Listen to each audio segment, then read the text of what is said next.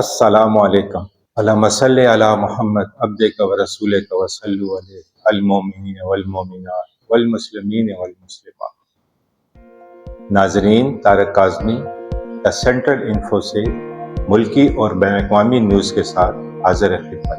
آج پیر 17 ربیع الثانی 21 اکتوبر 2024 اور کاتک کی 7 تاریخ ہے۔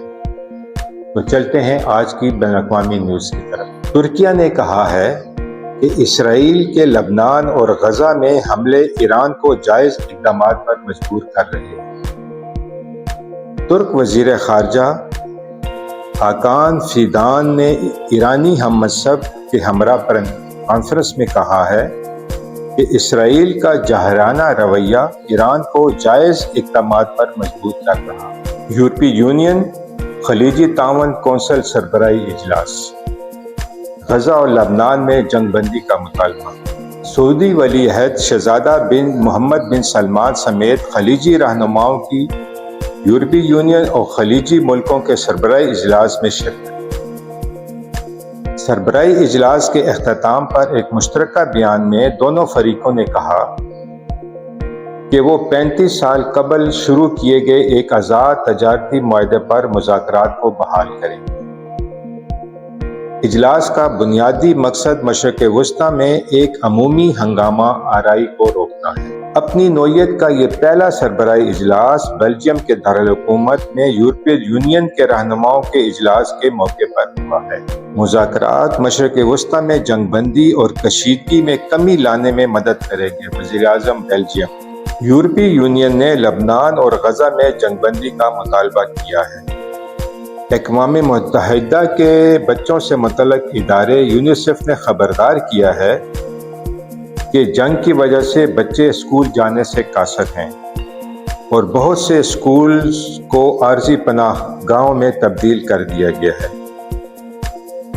لبنان میں 3 ہفتوں کے دوران 4 لاکھ بچے بے گھر ہو چکے ہیں۔ اقوام متحدہ۔ اسرائیلی فورسز کی جنوبی لبنان پر بمباری، 3 لبنانی فوجی ہلاک۔ لبنان کی فوج کا کہنا ہے کہ اسرائیل نے اتوار کو جنوبی لبنان میں ایک علاقے میں فوج کی گاڑی کو نشانہ بنایا ہے۔ حزب اللہ نے دعویٰ کیا ہے کہ اس نے اتوار کو اسرائیل کے ایک شمالی ٹاؤن میں آرمی بیس پر راکٹ فائر کیے۔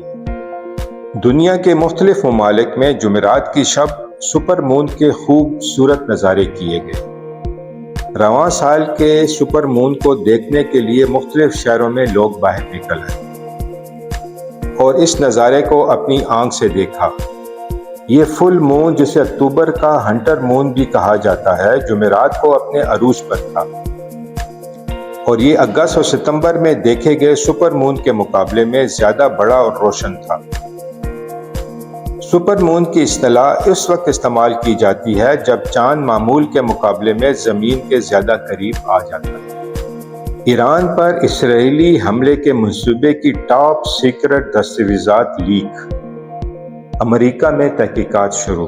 لیک ہونے والی دستاویزات میں کہا گیا ہے کہ اسرائیل 1 اکتوبر کو ایران کے کیے گئے بیلسٹک میزائل حملوں کا جواب دینے کے لیے اب بھی اپنے عسکری اثاثے متحرک رکھے ہوئے ہے۔ خفیہ اداروں کی دستاویزات میں سیٹلائٹ تصاویر کے جائزے پر مبنی معلومات شامل ہیں۔ دستاویزات سب سے پہلے ٹیلی گرام کے ایک چینل سے جاری کی گئیں جو تہران سے کام کرتا ہے۔ امریکی عہدیدار کا کہنا ہے کہ دستاویزات کے لیک ہونے پر ہر پہلو سے تحقیقات کی جا رہی ہے۔ بھارت کینیڈا تنازع۔ نئی دہلی پر امریکہ اور برطانیہ کا دباؤ۔ امریکہ اور برطانیہ نے بھارت پر زور دیا ہے کہ وہ سکھ رہنما کے قتل کے معاملے کو سنجیدگی سے لے اور کینیڈا کے ساتھ تعاون کرے۔ ناروے کا روس سے متصل سرحد پر باڑ لگانے پر غور۔ ناروے روس سے متصل اپنے 198 کلومیٹر طویل سرحدی حصے پر باڑ لگانے پر غور کر رہا ہے۔ ترکیہ میں بچوں کے خلاف تشدد۔ ایک غیر سرکاری تنظیم کے مطابق گزشتہ 2.5 برسوں میں ملک بھر میں کم از کم 64 بچوں کو قتل کیا گیا۔ آگ سے لڑتی سندھ کی خواتین فائر فائٹرز۔ ثانیہ سمو اور متحدہ فائر فائٹرز میں شامل ہیں جو پاکستانی صوبہ سندھ میں ریسکیو سروس کے لیے کام کر رہی ہیں، مگر وہ روزانہ فقط آگ سے ہی نہیں سماجی رویوں سے بھی لڑتی ہیں۔ بھارت پاکستان ماضی کو دفن کر کے مستقبل کی سوچیں۔ نواز شریف نے جے شنکر کے دورہ اسلام آباد کو اچھی شروعات قرار دیا اور کہا کہ دونوں ممالک کو یہاں سے آگے بڑھنا چاہیے۔ ناظرین، یہ تھی آج کی بین الاقوامی نیوز۔ اب ملکی نیوز کی طرف چلتے ہیں۔ آئینی ترامیم کے متن پر جھگڑا ختم، کالے سانپ کے دانت توڑ کر زہر نکال دیا، Fazl ur Rehman. P T I senators Zarqa اور فیصل سلیم ایوان سے غائب۔ صوبوں میں آئینی بینچ بنیں گے، جوڈیشل کمیشن میں غیر مسلم رکن بھی ہوگا۔ جے یو آئی کے سود بارے تجویز شامل ہے۔ 1 جنوری 2028 سے سودی نظام کا خاتمہ ہو جائے گا۔ اعظم نذیر تارڑ۔